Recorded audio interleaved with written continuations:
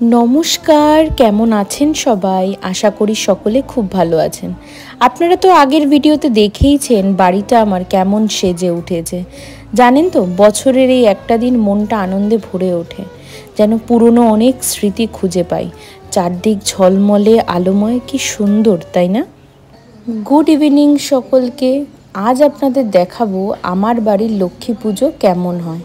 আপনারা হয়তো আগেই জানেন যে আমার বাড়িতে কিন্তু অনেকটা জায়গা, পুরো জায়গাটাই আজ আলোতে সুন্দর করে সেজে উঠেছে। ভিডিওটা খুব সুন্দর হতে চলেছে। ভিডিওটা দেখবেন এবং ভালো লাগলে অতি অবশ্যই শেয়ার করে দেবেন এবং লাইক করবেন। মজার বিষয় হলো, আমার বাড়ির পুরোহিত কিন্তু আমরা নিজেরা সকলেই। এটা আসলে দাদুর নিয়ম। দাদু আজ হয়তো নেই, তবে দাদুর নিয়মগুলো আজও বহাল আছে। দাদু আগে নারায়ণের পাঁচালি পড়তো আর আমি লক্ষ্মীর পাঁচালি পড়তাম। তবে জেনারেশন ওয়াইজ এগোতে হবে, কি বলুন? তো আজ নারায়ণের পাঁচালির দায়িত্ব নিয়েছে মেজো কাকা এবং লক্ষ্মীর পাঁচালি এবছর বোনকে দায়িত্ব দিয়েছি। ওরও তো শিখতে হবে। তবে ছোট্ট মেয়েটি এবার প্রচণ্ড কাজ করেছে। ছোট্ট ছোট্ট হাতে সারা বাড়িতে লক্ষ্মীর পা দিয়েছে। মা লক্ষ্মীকে কি সুন্দর লাগছে বলুন। আজকে পাঁচালি পড়ছে, ওর কিন্তু বড্ড টেনশন, তবে খুব সুন্দর পড়েছে। সামনের বছর আরও ভালো পড়বে। দেখুন কি সুন্দর আলপনা দিয়েছে। ওর এই ছোট্ট হাতের এই কলকাগুলোকে সত্যিই সাধুবাদ জানাতে হয়। তারপরে এগোবো বাইরের দিকে। চারপাশটা টুনিতে এত সুন্দর লাগছে। আকাশ বাতাস যেন জানান দিচ্ছে দুর্গাপুজোর রেশটা এখনও কাটেনি। কাটবেই বা কেন বলুন? আমাদের তো লক্ষ্মী পুজো অবধি বিজয়া, মিষ্টি এগুলো চলতেই থাকে। আফটার অল বাঙালির 12 মাসে 13 পার্বণ বলে কথা। আমরা আসলে সকলে ভাই বোন মিলে অধীর আগ্রহে রয়েছি কখন সন্ধে হবে, প্রসাদ খেয়ে তারপরে বাজি ফোটাতে যাব। জানেন তো, আমাদের বাড়িতে কিন্তু আজকের দিনে জোড়া ইলিশ আসে। আমাদের উপোস ভেঙে প্রসাদ খেয়ে আগেই কিন্তু একটু ইলিশ মাছ খেতে হয়। এখানে এরা সকলে অঞ্জলি দিচ্ছে এবং কত ভোগের আয়োজন করা হয়েছে দেখুন। লুচি, সুজি, নাড়ু, 5 রকম ভাজা, আরও কত কি। আর এখানে ঠাম্মা বসে আছে। ঠাম্মা সেই ছোটোবেলা থেকে দেখে আসছি নিজের দায়িত্বে সমস্তটা আজও সুন্দর করে আসছে। তবে বলে রাখি, ঠাম্মার হাতের সিগনেচার আইটেম কি জানেন? সেটা হলো সিন্নি আর হচ্ছে চাল মাখা।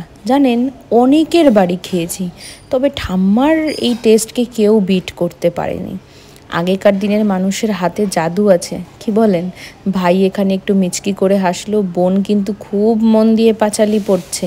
যাই হোক, এমন সুন্দর করে আমাদের লক্ষ্মী পুজোটা কাটছে। জানেন, আজকে আপনাদের একটা নতুন জিনিস দেখাই। কত কিছুই বেরোচ্ছে বলুন। আজকাল আর প্রদীপ ধরাতে আগুন লাগে না, জল হলেই চলে। কি অবাক লাগলো না?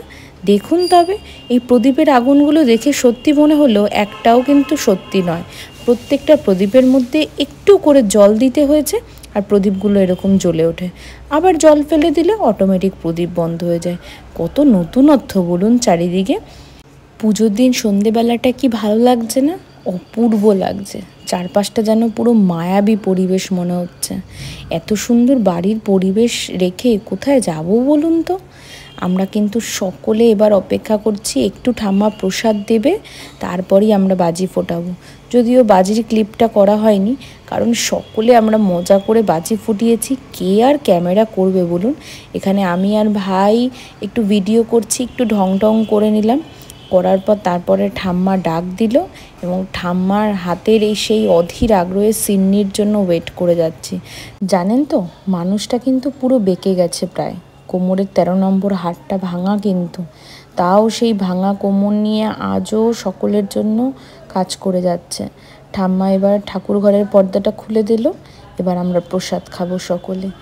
সেই পুরনো ছোটোবেলার স্মৃতিগুলো মনে পড়ে গেল। আজ না দাদার কথা খুব মনে পড়ছে। আপনারা বারবার ভাবছেন দাদাটাকে, অ্যাকচুয়ালি আমার ঠাকুরদাকে আমি দাদা বলে ডাকি। দাদার সাথে ছোটোবেলায় কত স্মৃতি। দাদা পাঁচালি পড়তো, পিছনে বসে থাকতাম, বাজি ফোটানো, সিন্নি খাওয়া, ইলিশ মাছ দিয়ে ভাত খাওয়া, সমস্ত ছোটোবেলার স্মৃতিগুলো যেন মনে পড়ে গেল। তবে ভিডিওটা এখানেই শেষ করছি। কেমন লাগলো অতি অবশ্যই জানিও। এই হলো আমার বাড়ির সুন্দর লক্ষ্মী পুজোর একটা ভিডিও।